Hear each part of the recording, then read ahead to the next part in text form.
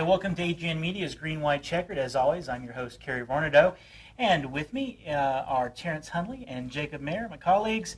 All right, let's kick things off with Garage Talk. Jacob, the NASCAR drivers were at Kansas this week, race 4 of the chase, and we saw a little bit of a shakeup in the standings. Yeah, had a lot of action, unlike what we've seen throughout the chase so far. Had been having a lot of races with not many cautions, and this time 15 cautions just burst out of nowhere at Kansas. Kind of a smooth surface with a new tire. Really, teams struggled to get a handle on the track. But we've been talking about here for the first 3 weeks of this being a three-man chase with Matt Kenseth, Jimmy Johnson, and Kyle Busch. All three of them had problems Sunday, but Kyle Busch had he hit the wall hard towards the end of the race. Really put him back. He's now back to 5th in the points. And I still think this is a three-man chase, but I think Kevin Harvick put himself in there with the win. But with Kevin Harvick, there are a couple drivers just right behind him because Kevin Harvick's 25 points back. There are a couple drivers 27, a couple drivers like 30, 33 points back. If Harvick's in it, then you got to put the rest of those in it too because they're not that far. I personally think it's down to Kenseth and Jimmy because Jimmy's only 3 points back of Kenseth at this point, and I really don't see both of them having problems going forward. Well, the reason I would say Harvick, I give him a better shot continuing to stay in this fight. We got Charlotte coming up this week and Talladega, two of his better tracks. If he can run well there, I mean, it's got to be top fives minimum. I think maybe he can get back in this race. Kyle Busch, inconsistency has plagued him throughout his career once we got to the chase, and this is the kind of stuff that has kept him from winning championships. So do we feel comfortable saying now that some of these drivers toward the back of the pack, like a Logano and Newman, are pretty well out of it at this point? Definitely. I would agree. Yeah. All right. When we come back, we'll look ahead to Charlotte. Stay tuned.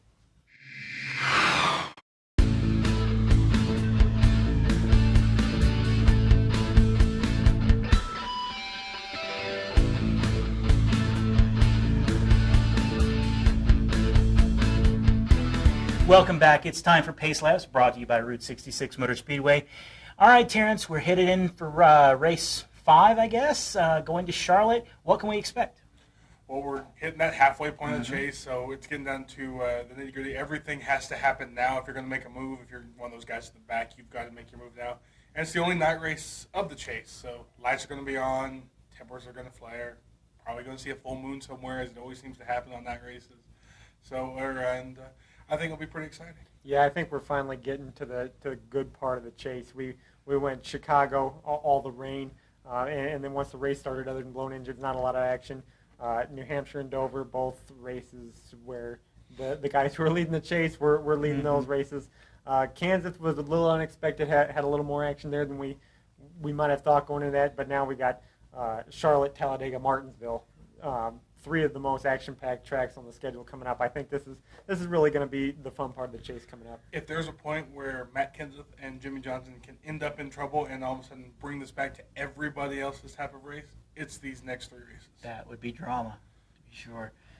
So who are you thinking you're going to be picking this week? I'm going to go out with on a little bit of a limb. Kurt Busch, still with the small team. They haven't had a lot of success yet in the chase. Finished second, though, at Kansas, so maybe some momentum. Charlotte is also one of his better tracks, won there a couple of times. I think Kurt Busch maybe a little bit of a surprise pick this week. Yeah, you can go out there on that limb. I'm going to kind of stick to that trunk, and I'm going to take Jimmy Johnson at Charlotte. Big surprise there, but he's already run well in the chase. He's one of the teams to beat, and I think this week he takes the lead. Now, with that being said, winning the race, I guess you're going to say he's going to come out of Charlotte with the points lead as well? Yes, I am. And do you think anybody will catch him after that? That is going to be a very tough thing to do, is catch Jimmy Johnson in the chase. That doesn't happen very often. Exactly. Interesting. Some big, bold predictions from Terrence this week. All right. We'll look ahead to local racing action when we come back.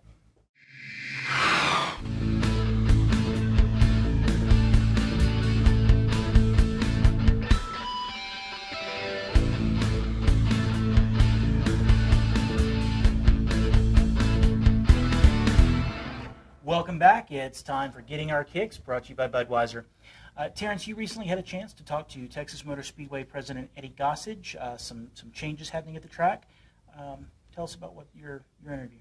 Yeah, obviously, like I said last week, there was a big video board they got, so I got a chance to talk to them, kind of explain what the thought process was behind it, how they got it done, how long it's going to take, and just a couple other details as well. Some talk about the date changes for Texas Motor Outstanding. Speedway. All right, let's take a look.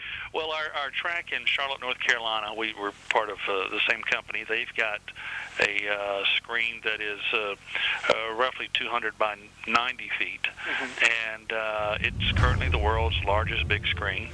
And so we've been talking about how we need one here, because everything's bigger and better, of course, in Texas.